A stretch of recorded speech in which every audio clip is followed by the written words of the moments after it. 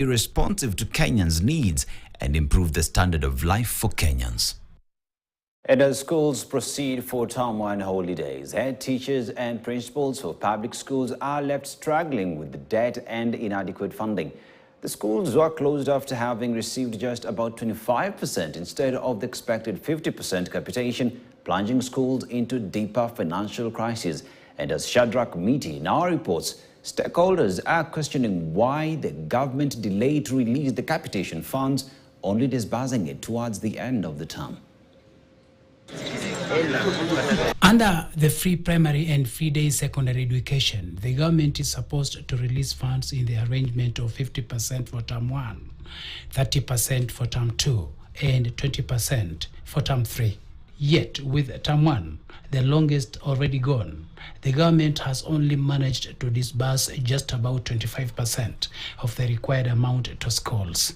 No plausible reason has been given as to why funds that should have been disbursed earlier in the term are only being disbursed towards the end of the term.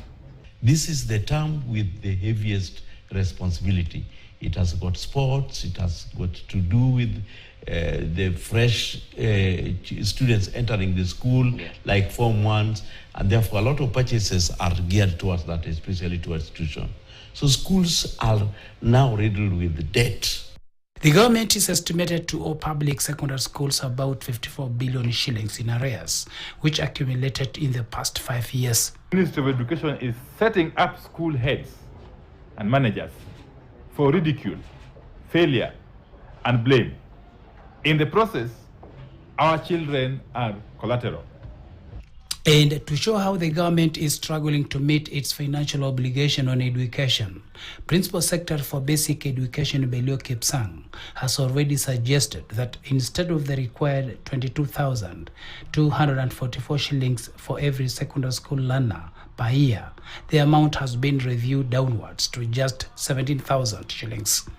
If the president put a lot of emphasis in education like he does in housing, then we'll be there, because the money for education has been appropriated. And we want a thorough audit to know that when, even if this money is delayed to go to the ministry, when they finally went there, where did the money go to?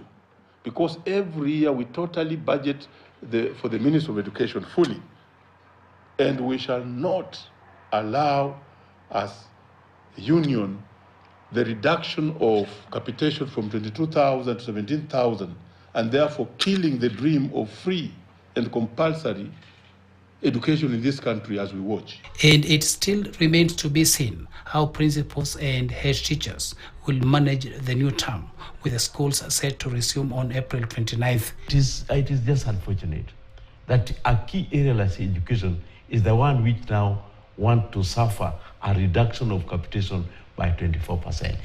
Shadrach Miti, KTN News. And over 300 vulnerable